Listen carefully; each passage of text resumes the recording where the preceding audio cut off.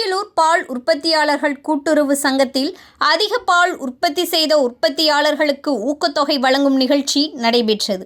இந்நிகழ்ச்சியில் போக்குவரத்து மற்றும் மின்சாரத்துறை அமைச்சர் சிவசங்கர் கலந்து கொண்டு 3746 விவசாயிகளுக்கு 1,19,00,000 மதிப்பிலான ஊக்கத்தொகைக்கான காசோலைகளை வழங்கினார். மேலும் 20 பால் கூட்டுறவு சங்கத்திற்கு பால் பரிசோதனை, எடை இயந்திரம் மற்றும் பால் கேன்கள் என 17,48,000 மதிப்பிலான கருவிகளையும் அமைச்சர் சிவசங்கர் வழங்கினார். இதனையடுத்து மாவட்ட ஆட்சியர் கூட்டரங்கில் நடைபெற்ற நிகழ்ச்சியில் சமூக நலத்துறை சார்பில் திருமண நிதி உதவி வழங்கும் திட்டத்தில், தாலிக்கு தங்கம் வழங்கும் திட்டத்தில் 85 பயனாளிகளுக்கு 83,74,000 மதிப்பிலான தாலிக்கு தங்கத்தினையும், 60 பயனாளிகளுக்கு 5,07,000 மதிப்பிலான தையல் இயந்திரங்களையும் போக்குவரத்து மற்றும் மின்சாரத்துறை அமைச்சர் சிவசங்கர் வழங்கினார்.